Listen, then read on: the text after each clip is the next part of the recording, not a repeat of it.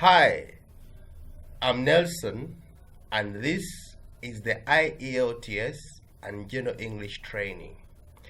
In this video, we are going to look at the past perfect tense. The past perfect tense expresses an activity that was complete before another activity. The past perfect takes place in the past. Two activities. One happens before another in the past. The past perfect, we use had plus the past participle. For example, we have two sentences in the past. Ali arrived at 9 o'clock. Sarah left at 8 o'clock. Both activities took place in the past. One happened before the other. The first one happened at 8, the other one happened at 9.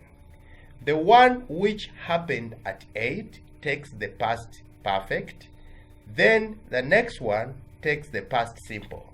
Remember, past perfect, we use had and change the verb to the past participle. Remember, past participle is not a tense. Number 1, Sarah had already left when Ali arrived. We are including the word already because one activity happens before the other. We also use the word when because the past perfect happened one activity before the other. So we use words like when by the time to connect the two sentences. Number 2, by the time Ali arrived, Sarah had already left.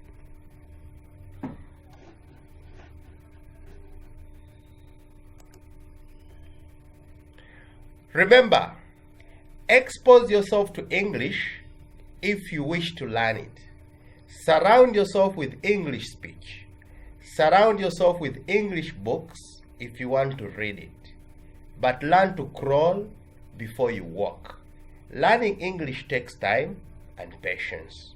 It cannot be rushed. Relax and take it easy. The past perfect is also used in indirect speech. The past simple changes to the past perfect in indirect speech. For example, Sarah says, I went home. Sarah told Ali that she had gone home. That is indirect speech. Let's learn some new words here. Bouquet. A group of flowers is called a bouquet. Number 2, a reception. A reception is a party. After the wedding, usually the man and the woman take their guests to a party.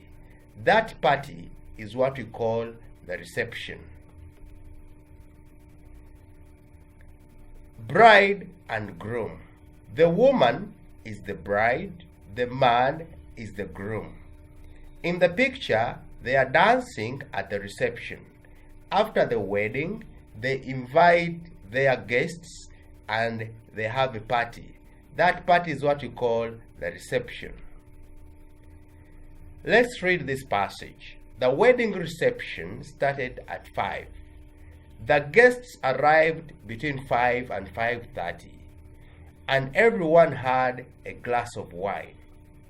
At 5:30, the bride and groom cut the cake, and everyone ate a piece of cake. At 6:30, the bride threw her bouquet. At 6:45, several people left the reception. The bride and groom left before 7. At 6:45, Ali arrived at the reception. By the time he arrived, what had happened? Several things had happened. What are they? 1, 2, 3, 4, and 5. To answer that, you have to use the past perfect. This is an opportunity for you to practice the past perfect. Have you ever arrived late at a reception, a meeting, or a class? What had happened before you arrived? You can tell us. If you do that, you'll be practicing the past perfect. Another example. I went to a game yesterday because I hadn't gone to a game in a long time. We are going to practice the past perfect, negative. I hadn't gone. Negative, past perfect. Practice. Make sentences using the past perfect. End your sentences with in a long time. She went to a party last night. Follow the example. Why? Do 1, 2, 3, 4 up to 9. This is an opportunity for you to practice the past perfect. We have a schedule of Frida's list of things from 9 up to 5. Frida's boss arrived at 1. What had she already done and what hadn't she done yet? This is another opportunity for you to practice the past perfect using already and yet. Yet is used in the negative. Past perfect, negative. Something that has not yet been done. Already, we use the positive and the word already. Now let's go to the use of wish. Wish is used when the speaker wants to be different or to be the opposite. True statement. She will not tell me. A wish about the future, we can say, I wish she would tell me. She will not tell me. The opposite is you want to be told. But after wish, we always use the past. I wish she would. You cannot say, I wish she will. We say, I wish she would tell me. True statement. He isn't going to be here. I wish about the future. I wish he were going to be here. True statement. She can't come tomorrow. I wish about the future. I wish he could come. He can't come. I wish he could. Remember, after wish, we use the past. True statement. I don't know French. I want to know it. The opposite is I know. I wish I knew. You cannot use know because after wish, we use the past. I wish I knew French. True statement. It is raining now. I wish it weren't raining now.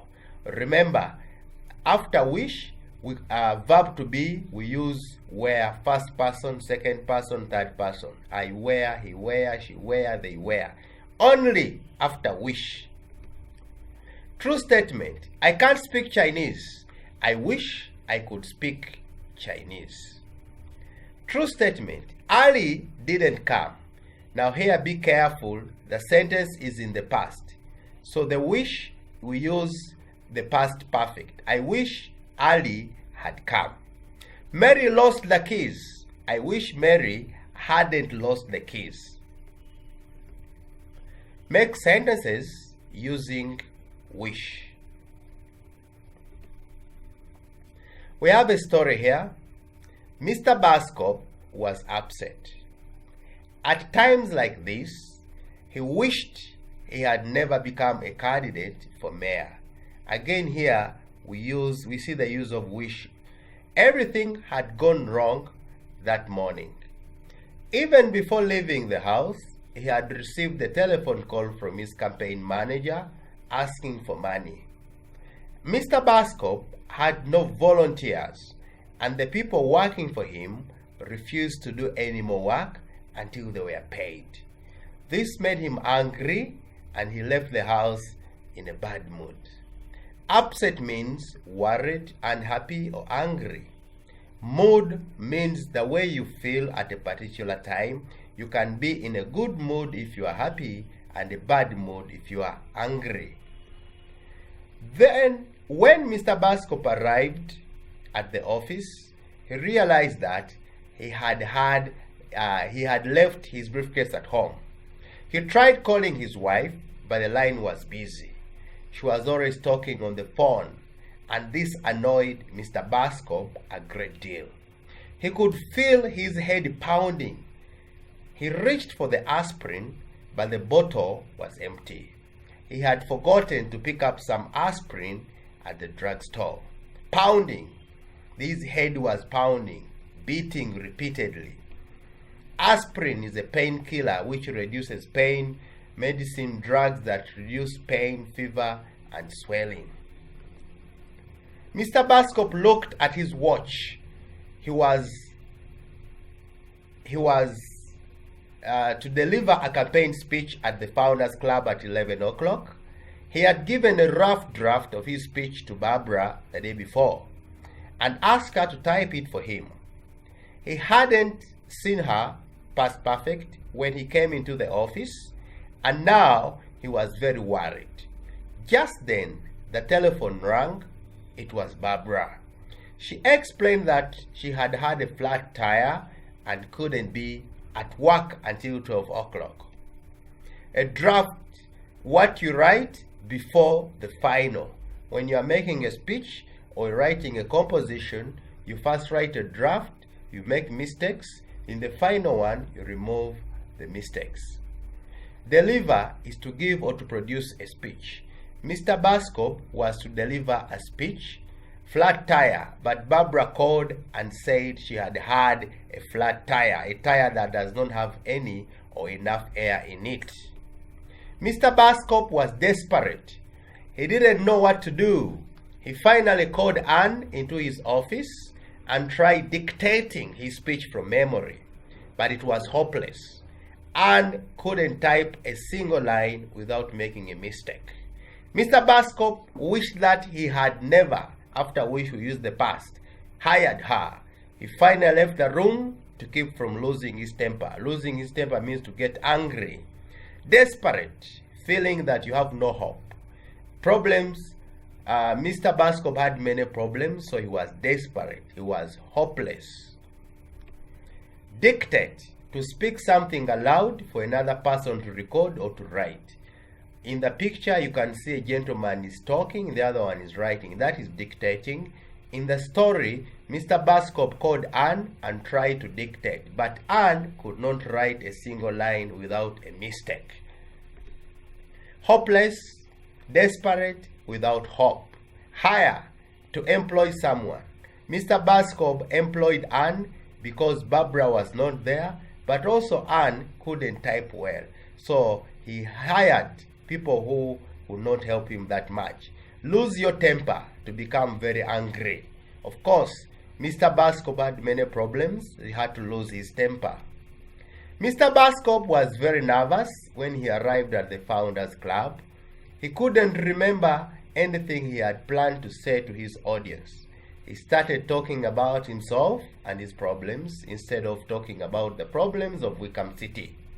Most of the people in the audience were bored. By the time Mr. Bascop finished his speech, almost everyone had fallen asleep or left the room. No one came afterward to shake his hand or wish him well. Mr. Bascop was very disappointed. He decided to go home for lunch and tell his wife what had happened. Nervous, worried, desperate, hopeless, anxious. In the story, Mr. Bascop was nervous, was worried, was anxious, disappointed. Everything he did not work out well. So he was a very disappointed man. He did not get what he hoped. 1 up to 8. Answer these questions in your book. Answer the questions in a full sentence. Thanks for watching, and don't forget to like, share, and subscribe to our channel, IELTS and General English at St. Nelson School, and that is our link.